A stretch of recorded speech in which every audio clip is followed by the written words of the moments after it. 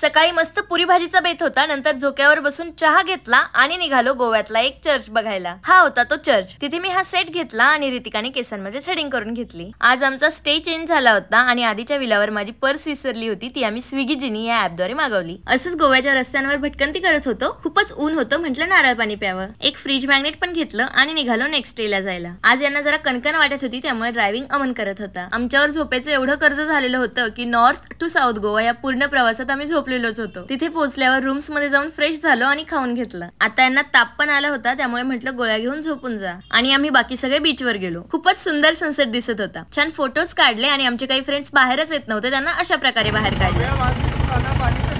त्यानंतर यांचं चालू होतं काहीतरी बनवणं। रूम जवळच होती, मी रूमवर गेले तेव्हा हे झोपलेलेच होते। ते उठल्यावर आम्ही जवळच गोव्याच्या मार्केटमध्ये फेरफटका मारला। दगडी सुद्धा विकायला होत्या तिथे। आम्ही फक्त ही एक पॅन्ट घेतली, जेवण केलं, मी आईस्क्रीम खाल्ली आणि बाकी सगळे अजून बीचवरच होते, त्यांच्याकडे गेलो। खूप वेळ बीचवर गप्पा मारत बसलो। असा होता आमचा गोव्यातला चौथा दिवस।